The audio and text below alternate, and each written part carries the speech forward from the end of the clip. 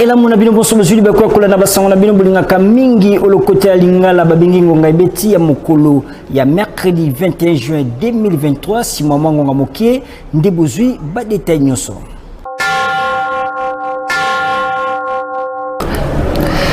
Fongola na basongo ya sport pour nous été tata mokonzi mboka Félix Antoine Tshisekedi Tshilombo ayambaki mokolo ya mardi 20 juin 2023 na cité ya Union africaine ba joueur ya Léopard ya Ekolo Congo démocratique wapi apesa ki bango ba félicitations sima ya victoire na bango face ya ba Panther ya Ekolo Gabon Mikolo Miuti Koleka bolanda reportage ya Piris Pembele. Victorieuse, le but pour le RDC. 3 points Oyo ba Léopard ya Congo démocratique baboto laki ba Panther ya Gabon mokolo ya dimanche 18 juin 2023 na Franceville kuna na mboka ya Libongo et sepelisaki ba Kongomani nyonso pe etikaki premier sportif ya ba Congolais Félix Antoine Tshisekedi Tshilombo indifférente. Tata mokonzi Oyo atiaki ba moyen nyonso en place pour la victoire Oyo ayambaki ba joueur ya Léopard Oyo bazongaki na mboka elongo na staff technique pe ministre ya sport mwana mboka François Kabulo wa Kabulo Oyo accompagné ki bango mokolo ya mardi 20 juin 2023 na cité ya Union africaine. Sur place, batombola ki mwa vert elongo pona ko célébrer 3 points précieux Oyo ba ramener na mboka. Bolanda. Football béton. Merci, vous méritez vraiment des félicitations de la nation. Tata Mokonzi azanga kite kopesa mwa liteya na ba joueur pe na staff technique pona ko rappeler bango ete qualification ezali nano assuré te etumba ya suka ezali bongo pona dernière journée contre Soudan awa à domicile. Chassel Mbemba capitaine ya équipe nationale Oyo a rassuré ki bongo na défense azanga kite ko betsangonga. Tostepe makasi nde papa bengi biso amoni biso parce que prometteur biso il fallait amona biso après match bitumeze makasi mais nzamba facilité biso de gagner to comme na papa après papa solina ba coach pour na ba projet après pour na ba match oza nini ya finale oza liboso na biso. Ministre ya sport mwana mboka François Kabulo wa Kabulo Oyo ayena mupepe ya sika na sport ya République démocratique du Congo azanga kipete ko betsangonga. Le président de la République, qui est le garant de la nation, voulait remercier de vive voix les léopards qui ont mouillé le maillot pour que nous puissions retrouver la compétition et susciter les espoirs pour la prochaine qualification. Donc l'engagement est total de la part du gouvernement de la République et c'est pour ça que le président a organisé cette manifestation pour honorer nos fauves et pour remercier le peuple congolais qui s'est mobilisé derrière notre équipe. Et comme le président fait toujours de bonnes choses, il a doté une prime spéciale à l'équipe, au staff et aux dirigeants.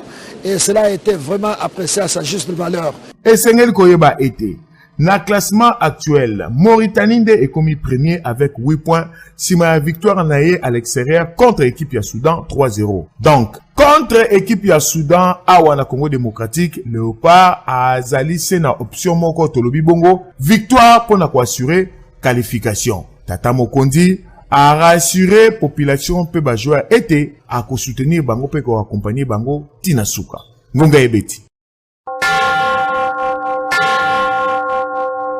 Na basango ya sécurité Sengeli Simba était vice-premier ministre et ministre de la défense nationale pe ancien combattant mwana mboka Jean-Pierre Bemba Gombo ayambaki na bureau na ya mosala administrateur ya parc Virunga pe Garamba François Xavier Dedonea accompagné na ambassadeur ya Belgique na Ekolo Congo démocratique wapi ba solola kina Italie situation sécuritaire mingi na est ya Ekolo Congo démocratique pe na bakati ya ba parc mibale wana bolanda commentaire ya Piris Pembele.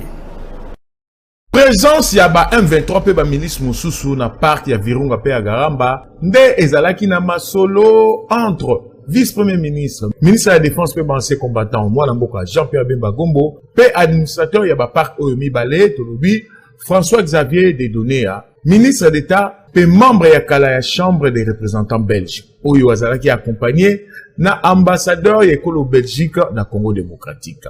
Na bobimi na bango sima masolo François Xavier Dedonea abetsaki ngonga boye. Je crois que l'essentiel de notre conversation cela a été les problèmes de sécurité au Nord Kivu et nous avons voulu donc informer le vice-premier ministre Bemba des efforts que fait le parc des Virunga pour contribuer à la sécurisation au Nord Kivu.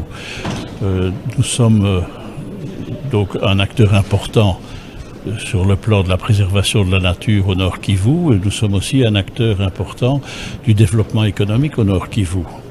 Donc en tant qu'administrateur du parc de la Garamba et de la Virunga, je voulais donc informer le ministre de ce que nous faisions, tant au niveau Virunga qu'au niveau du parc de la Garamba, au point de vue de la sécurité des populations et du développement économique des populations. Mais nous essayons de sécuriser autant que possible les populations locales. Nous sommes victimes d'attaques des Maïmaï essentiellement pour le moment. Et donc nous devons sans cesse repousser des attaques violentes contre le personnel du parc des Virunga. Nous avons déjà perdu 15 gardes cette année. La situation au nord où elle est dans le parc de la Garamba est pacifiée, donc là nous n'avons pas de problème de milices locales, mais au parc des Virunga, la présence des milices locales, indépendamment de la présence du M23 qui est aussi extrêmement gênante, nous pose beaucoup de problèmes. Et Sengel Koyeba été bapaya ya Jean-Pierre Bemba oyo mibale bayambamaki na ino epai ya tata mokonzi ekolo Félix Antoine Tshisekedi Tshilombo na cité ya Union africaine kaka po na sujet oyo moko. Ngonga ebeti.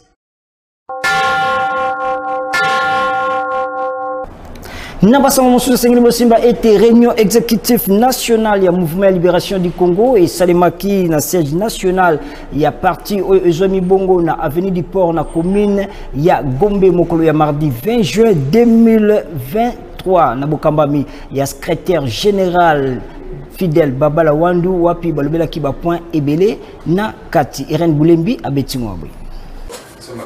Ba réunion ezali se kolandana na siège national ya Mouvement de Libération du Congo na commune ya Gombe na compte ya comité exécutif national ya parti ya mwana mboka Jean-Pierre Bemba po na kolengele maponomi oyo ezali koya na décembre 2023. Bongo po na mokolo ya mardi 20 juin 2023. Bayoka ki bongo rapport ya commission Lungwana oyo ezalaki po na makambo ya misolo oyo eko accompagner ba candidature nyonso.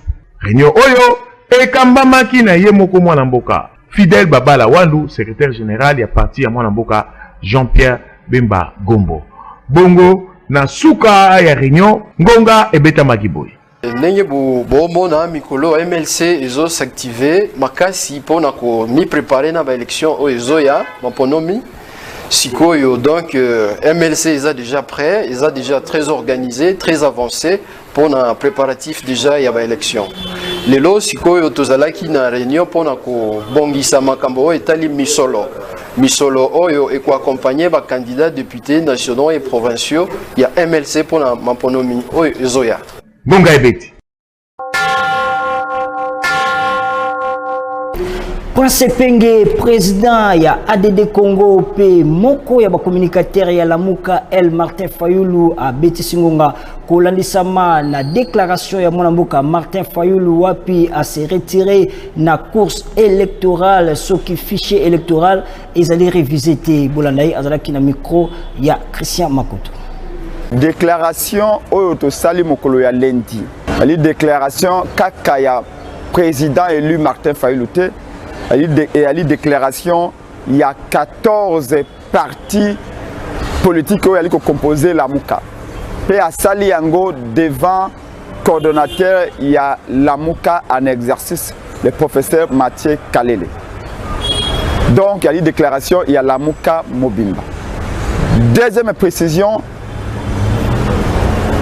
Tozali Kaka na détermination ya kokenda na maponomi to se retirer na ma processus électoral te to boycotter ba élection te na ngonga ona koyebisa yo na kati ya lingoma na ADD Congo na kati ya SID na kati ya FNTC na kati ya mesa monene pe molai ya Lamuka ba candidature ya ba membre na biso nyonso ese vanji sika yiwana mais to lobiete avant de déposer la candidature, il y a des membres qui sont na présidentielle, na législative nationale, na législative provinciale, et na élection municipale et locale.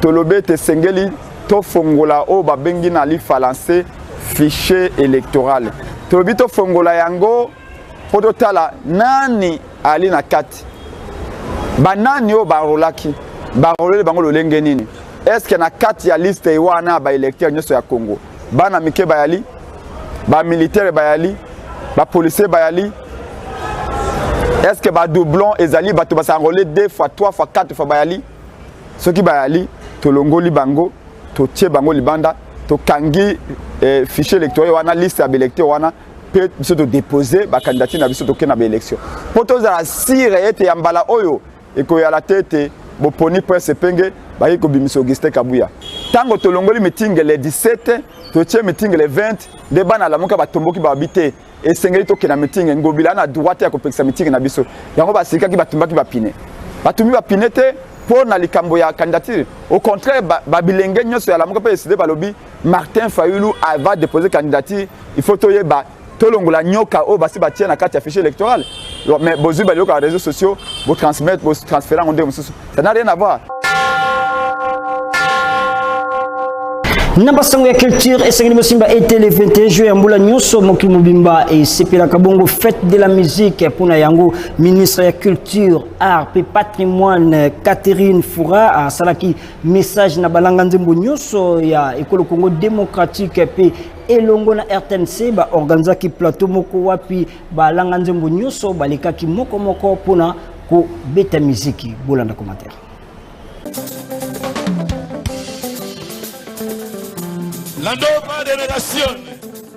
Pouta le 21 juin 1982 et sali lelo 41 ans que Mokili Mobimba et Sepelaka journée internationale ya musique. Feti oyo na Congo démocratique et kwei na tango oyo rumba congolaise et koti na patrimoine culturel immatériel ya humanité. Sibakabakasi sokyotiki gaide na kokweya bolingwele kigai. Wuta Wendo, kino lelo oyo na ba inosbi, musique congolaise, atako ezali menacé na musique ko wuta libanda ya mboka, ezali kakande ko binisa Mokili Mobimba. Ministre ya culture, art et patrimoine, mwana mboka Catherine Foura, asalaki message na balanga nzembo mingi penza na ba animateur to pe batalaku, ba bongola ba message na bango to pe maloba na bango na banzembo. Boyo Kangonga. Travaillons ensemble pour le projet Musique Ilolenge Mosusu que j'ai lancé le 22 mai 2023 avec les artistes. Recherchons encore les notes et accords appropriés comme le faisaient nos aînés et pères en musique. Rendons saines et potables les animations des Atalaku. Privilégions la paix et l'unité dans nos textes. Pona yango, ministre Catherine Foura a montaki podium moko monene na studio Mama Angebi na RTNC wapi ba langa nzembo ebele ba défila ki bongo pona ko prester to pe pona ko beta en direct ya chaîne nationale. La présence ya yemoko Mama ministre de la culture pe ya DG ya RTNC. Boyoka papa Jano Bombenga. Congo Mobimba ezala Congo Brazzaville, Congo Kinshasa ngai motana tikali. Nabanda koyemba, nabanda kobina, rumba wana, kino lelo nazako bele la bana lelo, batika rumba te. Batika rumba te wana lokumu na biso, ba Congolais, ezaka soke en Afrique partout. Okuta muta koyemba lingala bona basi na mbale me oyo auti Congo. Or rien. Ba gouvernement bango apekisi obite, bobeta ko ya biso moko ya mboka na bango mingi ya ba Congolais mokepo. Tokomika ka partout ka yango. Biso pa na biso, to sa pe fort. Ata ba beti nzomo bapaya mais ya biso le canal mo mingi gonga ebeti ai le boko moko anda kosunganga keita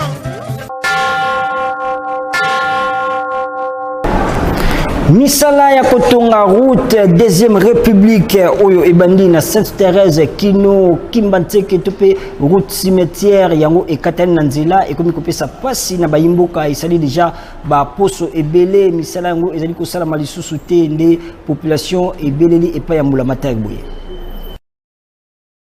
route Kimbantseke oyo babengaka route deuxième république ezali ya kobeba na ndenge ya kosakana te uta régie des eaux abukaki kobanda dokolo kino cimetière ya Kimbantseke pona ko renforcer mai misala esila kasi société ya kobongisa banzela na tour na ye ayaki kobanda misala ya kobongisa eteni wana wapi population asepelaki kasi ya kokamwa ezali ete société yango akanga bisaka esali 2 semaines oyo koze yebani te yango nde esali ete misala ekatana na nzela ndenge bozali komona ya bilili makadam esala mabulu nzela ya kobukana société yango asundola kutu mabanga mai kotonda bipai nyonso kokoso to pe pasi pona bavandi eteni wana mituka koleka na pasi mabulu ekrea suka na embouteillage pona kokoma centre ville esengeli kolamuka ba 2 heures po ete okoma na tongo na esika no ya mosala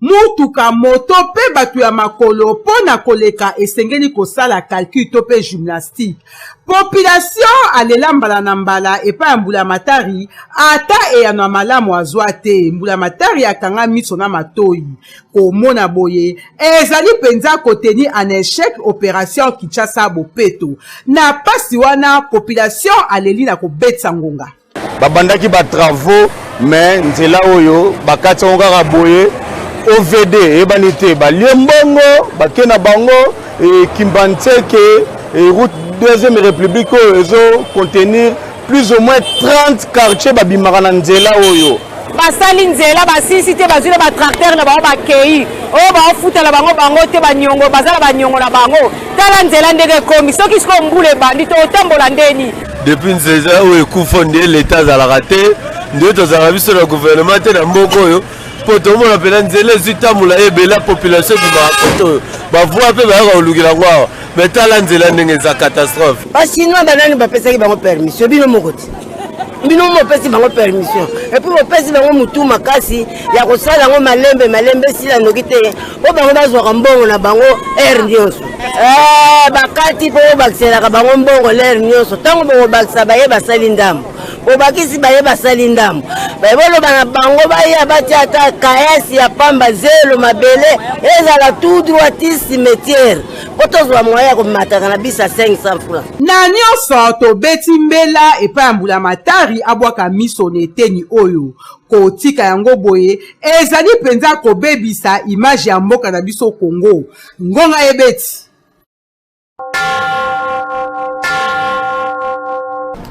Na occasion que c'est la journée internationale ya baveve oyo ezalaka chaque le 23 juin mbula nyonso nde mwana mboka Adrien Bikamwa oyo azali président ya ONG Espoir et Avenir du Congo abengisi ba mama veve nyonso mokolo ya samedi 24 juin 2023 na esplanade ya Palais du Peuple pona kosambela pona mboka Congo kolandisama na insécurité oyo ezubomati azalaki na micro ya Patrick Lusala toye ko bengisa ba mama veve nyonso ya ville mobimba Kinshasa tous les 4 districts pona koyebisa bango ke ezana journée oyo monde mobimba monde entier zo célébrer journée internationale ya ba mama veve lokola biso tozwa mokano ya kosunga ba mama veve tozwa mukumba ya ko encadrer ba mama veve yango tozo bengisa ba mama veve nyonso ya Congo mobimba ke mokolo ya le 23 ezo tomber vendredi yango biso to pusi le 24 oyo kozala samedi oyo ba ministre na biso bakoya ko accompagner ba mama veve oyo première veve na biso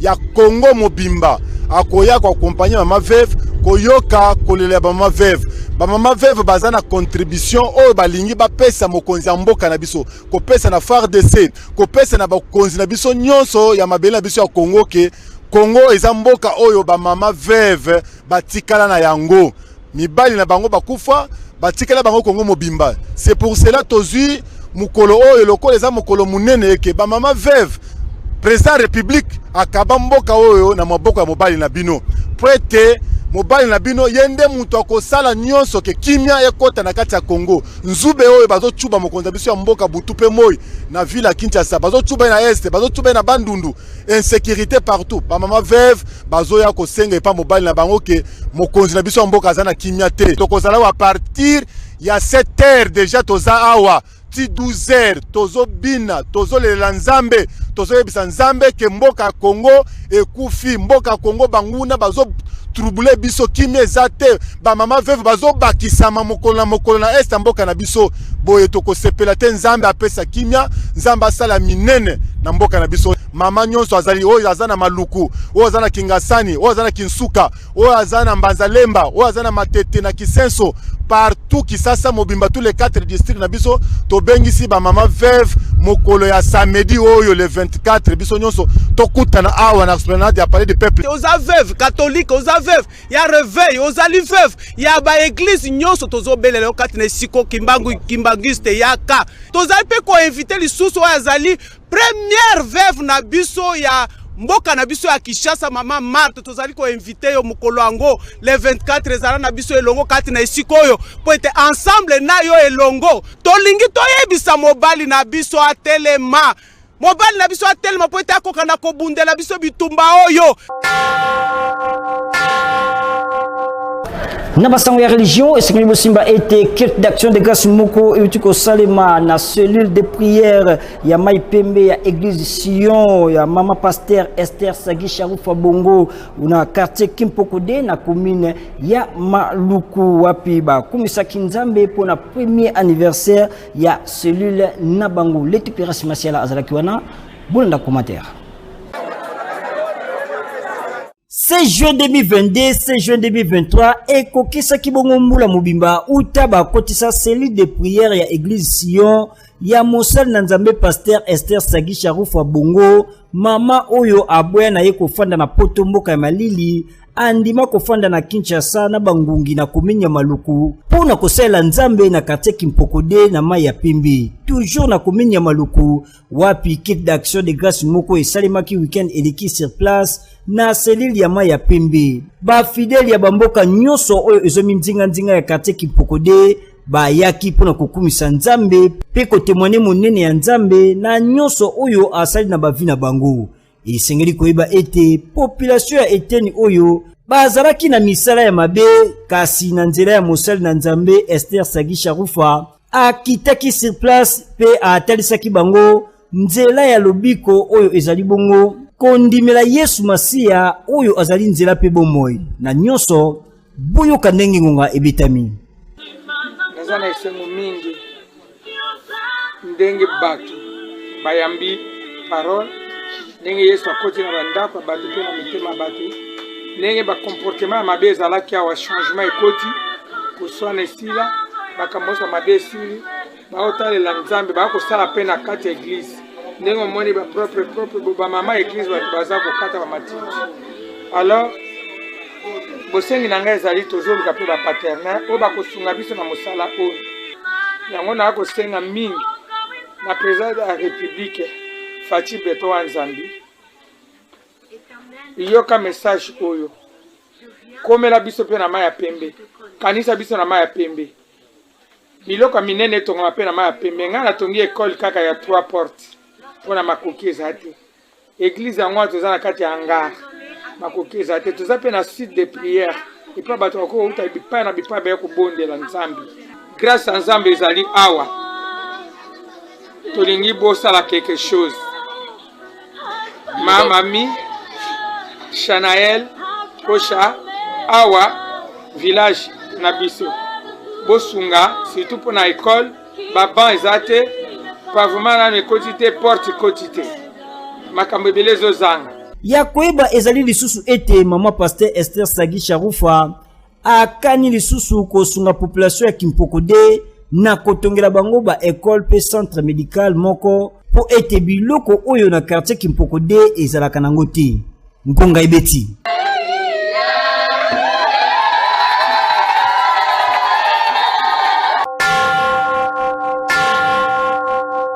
Mwanamboka Hermes Etina Mayamba, président national ya ONG Briser la chaîne de pauvreté à Betingonga, kolandisa mana victoire ya ba léopard ya École Congo démocratique face ya ba panthère ya Gabon na score ya 2-0 azalaki na micro ya Christian Makutu Bolanda. Donc comme vous le savez, tous les Congolais, Union Sabengami Congolais, Congomani, tout ce pays qui m'a cassé na victoire ya équipe nationale na biso ya ba léopard contre Gabon. C'est un match très difficile Tobangaki Aubameyang et les autres joueurs, mais la prestation à joueur Nabiso, les résultats obtenus, ils vraiment sujet à une très grande fierté nationale. Donc enfin, le Congolais tout la qui penana esengo, tout la mugi penana esengo. Donc pour nangai na zane esengo makasi pour na résultat wana. Bon, ce qui est vrai, moni Léopard Hermo ba betisa biso motema oyo kapena motema comme ko beta makasi, c'est comme si à un moment donné ou pendant les matchs ba lâchaki, c'est vrai. Bazaki na système ya défensive ainsi de suite, mais ngana rosenga ba renforcer cohésion ya équipe. Les jeux, leur façon de se déployer sur terrain, leur façon de maîtriser le ballon, de gérer l'adversaire. Je pense que ces choses-là, ils ont la paix malam. Merci à Liboso, on a un joueur Nyonso pour la prestation na bango XXL. Je dirais ils nous ont apporté les résultats. Les résultats 2-0, ils ont déjà bien marqué, c'est parce que positionnement aura bien à groupe. Deuxièmement, où en particulier, on félicité les gardiens, comme je l'avais dit. Ndeko Lionel Mpassi, puis Chancel Bemba, donc la défense est incroyable. Mais aussi mes remerciements au Ndeko, président de la République, Félix Antoine Tshisekedi Tshilombo, chef de l'État. Il a été vraiment artisan, il y a résultat. Donc, ni était sa motivation, on peut éviter résultat de en tout cas, merci beaucoup. Tata Mokonzi Amboka, biso peuple notre makasi. Pour le football na Congo. Puis deuxièmement, un nouveau ministre des Sports, Ndeko Kabulo Mwana Kabulo. Je crois qu'il y a Bandi déjà que non seulement il y a un grand journaliste sportif, mais Missa les Omonana. Tozali na communiqué moko ko na direction générale des recettes administratives, judiciaires, domaniales et des participations de Gérald Namokoussi Boulanda.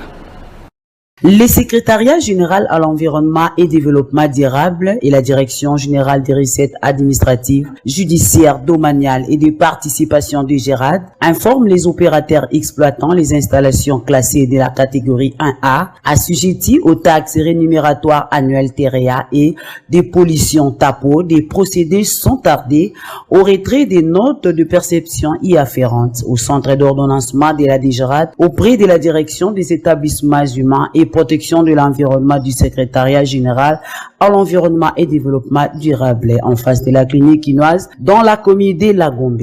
Les paiements des dites taxes pour l'exercice en cours devra intervenir au plus tard le 30 juin 2023, ici, conformément aux dispositions légales et réglementaires en vigueur. Fait à Kinshasa le 9 juin 2023. Les directeurs généraux de la DGRAD, Jean-Lucien Bonyembe et Kofo. Les secrétaires généraux à l'ADD, Benjamin Touarambe Bamuninga.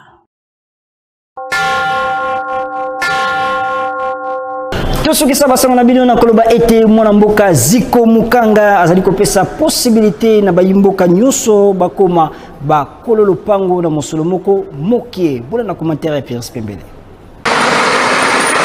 Nani akotia lisusu tembe bilembo yangoyo mosala ezomonana après avoir kopesa plus de 5000 motos na bawewa.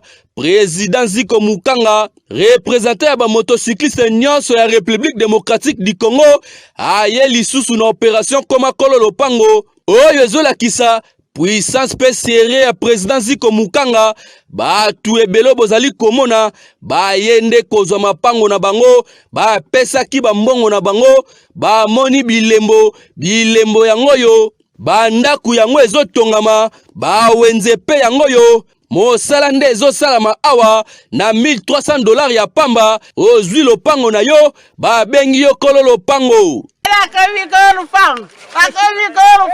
C'est pas nangana olala pongi à l'aise.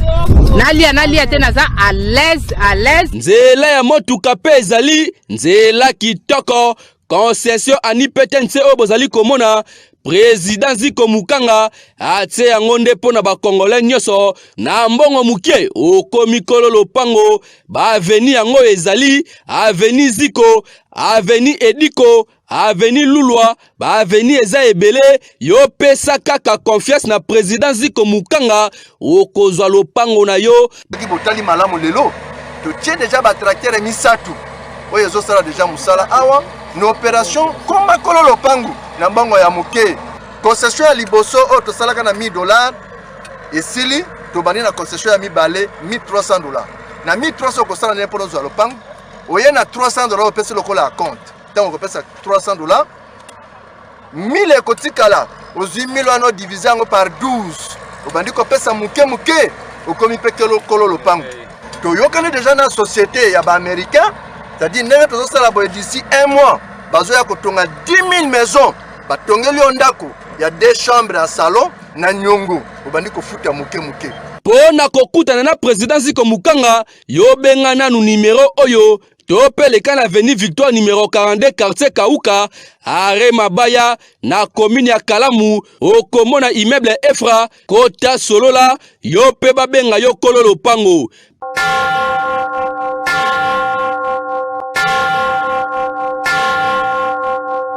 Tosuki awana basango na bino soki bosepela ki besoin sa matonde belé na Patrick Lusala oyo azalaki na sima ya caméra montage ya Tedi a ngwana régie esima makina ya Samson Ilunga tika kimia kolonzambe eumela mabota na bino pi bukuba kana kulandaka manaka ya Canal King Télévision télé vérité.